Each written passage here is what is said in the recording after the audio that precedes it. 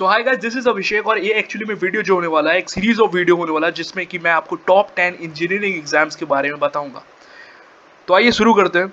सबसे पहले engineering exams जो है जेई मेन, जो कि एनटीए कंडक्ट कराती है, नेशनल टेस्टिंग एजेंसीज। और उसके बाद अगर आप इसके जेई मेंस के कट ऑफ को क्लियर करते हैं तो आप जे एडवांस के लिए अपीयर होने के लायक हो जाते हैं।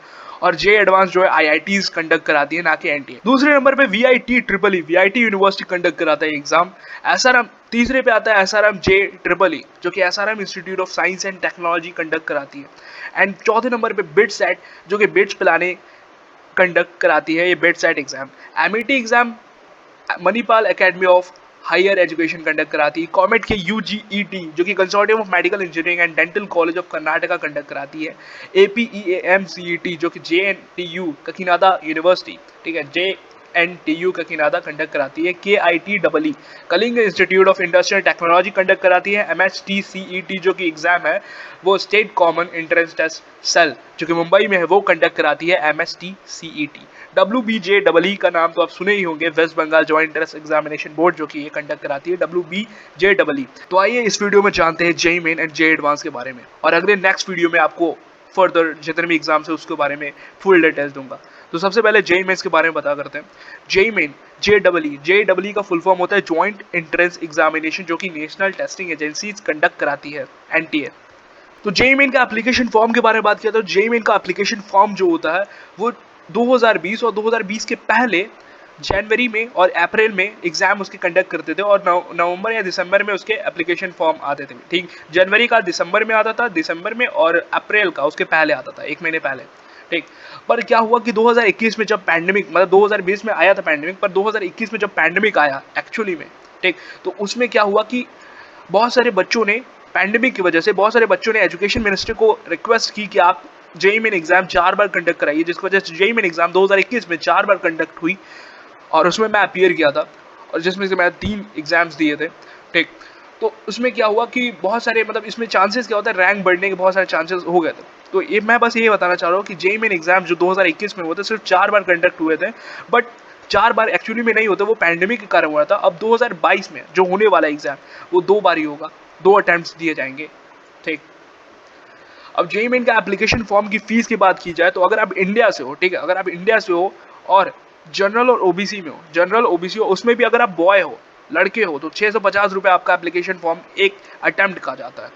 एक साल में 2 अटेम्प्ट होता है, तो एक अटेम्प्ट का 650 रुपये होता है, और गर्ल्स के लिए 325 रुपये होता है। और वही अगर SC ST होता है तो बॉयज़ और गर्ल्स 325 रुपये देते हैं।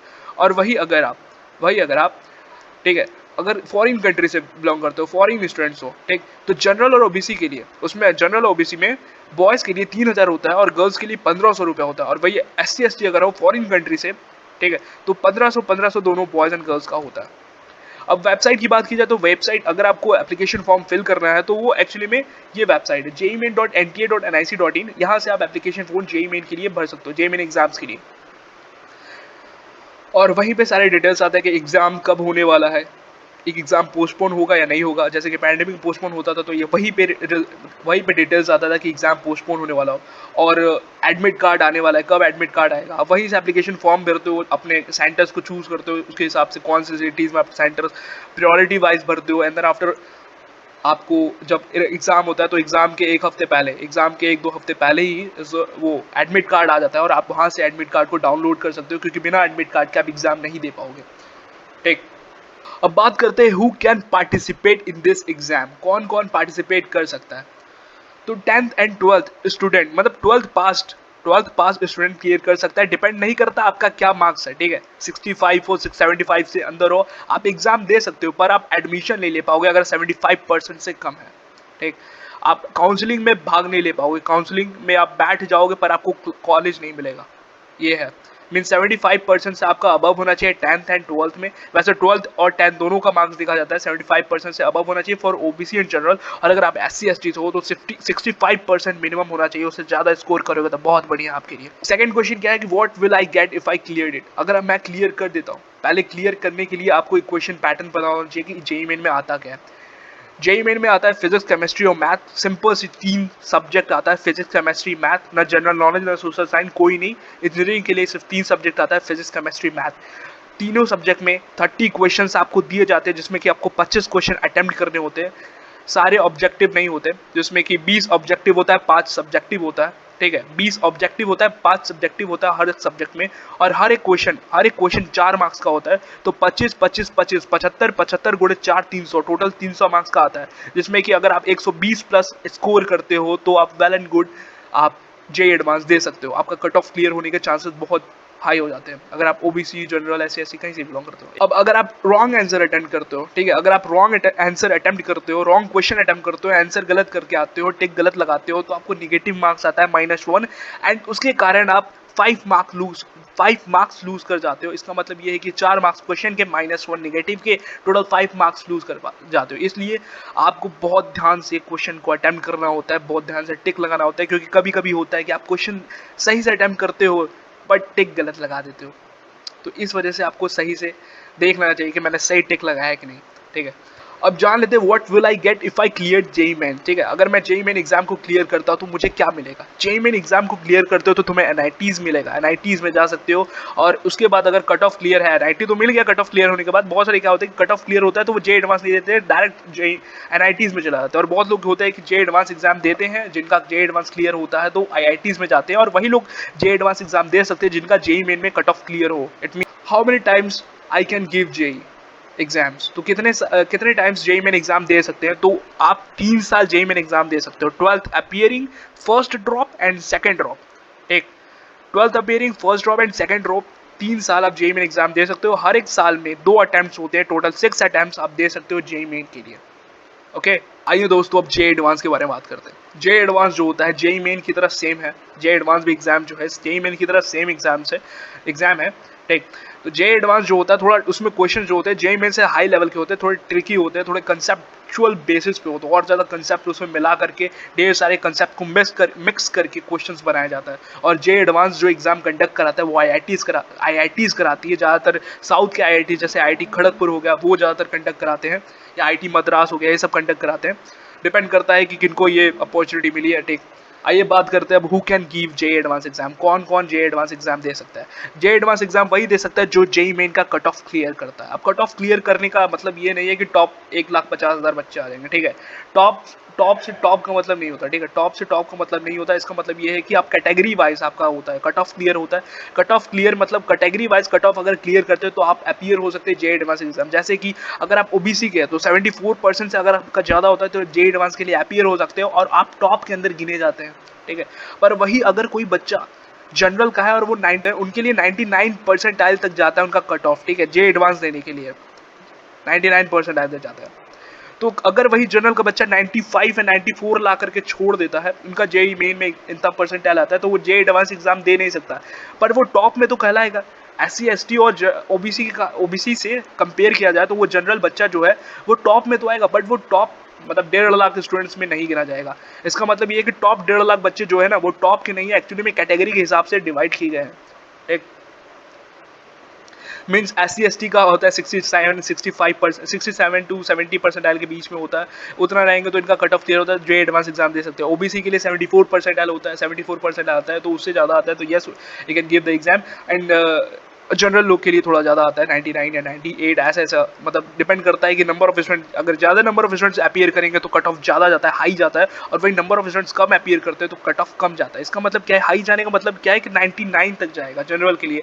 ओबीसी अगर हाई मतलब नंबर ऑफ स्टूडेंट ज़्यादा है तो ओबीसी के लिए जो 74% जा रहा था परसेंटाइल, तो वो 80-82 चला जाएगा। अगर नंबर ऑफ स्टूडेंट ज़्यादा होगा मतलब high percentile, high cut off जाता है, ठीक है, हाई कट ऑफ का मतलब ये होता है। और वही अगर नंबर ऑफ स्टूडेंट्स कम अपीयर किएगा तो कट ऑफ लो जाता है। इसका मतलब क्या है कि 74, 70 ऐसे, ठीक। तो cut of low, cut off high का मतलब ये होता है। 2022 का रिसेंट न्यूज़ ये आया है कि जेईई एडवांस एग्जाम जो है अब 3 बार कंडक्ट किए जाएंगे। इट मींस 12th अपीयरिंग में आप 2 बार जेईई मेन एग्जाम दोगे, जेईई मेन का रिजल्ट आएगा, कट ऑफ क्लियर करोगे तो जेईई एडवांस दोगे। फिर अगर तुम फर्स्ट ड्रॉप करते हो तो जेईई मेन 2 बार अटेम्प्ट करोगे, जेईई मेन का रिजल्ट आएगा, उसके बाद आप कट ऑफ क्लियर करते हो तो जेईई एडवांस दे सकते हो। मींस 3 टाइम दे सकते हो, 12th appearing, first drop and second drop, 3 times आप जेईई एडवांस का एग्जाम दे सकते हो।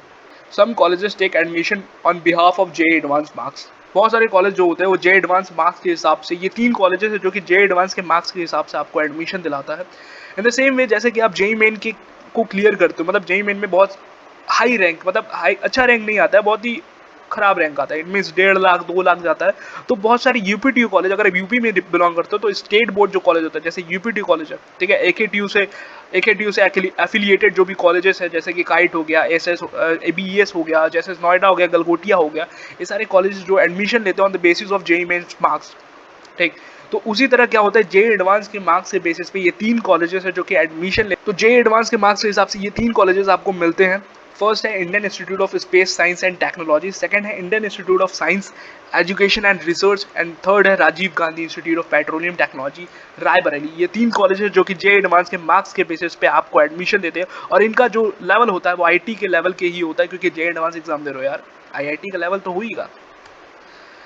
अब जे एडवांस के एग्जाम्स के बारे में बात करें तो type of exam yes online होता है, ऑब्जेक्टिव टाइप होता है, पीसीएम फिजिक्स केमिस्ट्री मैथ आता है, 2 स्लॉट्स। अब क्या होता है कि जब जे एडवांस का फॉर्म आता है, जे एडवांस फॉर्म कहाँ से भरते हो, जैसे जेईई मेन का कट ऑफ क्लियर होता है, दो कट ऑफ क्लियर आपका हो गया, ठीक है, जेईई मेन पे रिजल्ट आया, जेईई मेन का कट ऑफ आपने क्लियर कर दिया, उसके बाद www.jeeadv.ac.in यहाँ वेबसाइट पे जा करके आप डायरेक्ट अप्लाई कर सकते हो फॉर्म के लिए, ठीक है, एग्जाम के लिए, जे एडवांस एग्जाम के लिए, अगर आपने कट ऑफ क्लियर किया है। अब क्या होता है कि आपने एग्जाम मतलब आपने एग्जाम सिटीज अपने फॉर्म में भर दी। अब एग्जाम सिटी भर दी तो क्या होता है कि आप जब एग्जाम सेंटर पे जब जाते हो तो एग्जाम जो होता है वो 2 स्लॉट्स में होता है, exam done in 2 slots, okay, 2 slots में होता है। पहला होता है मॉर्निंग स्लॉट्स में, सेकंड होता है इवनिंग स्लॉट्स में। मॉर्निंग स्लॉट जो होता है 3 घंटे का होता है, इवनिंग स्लॉट भी 3 घंटे का होता है, ऑनलाइन मोड पे होता है।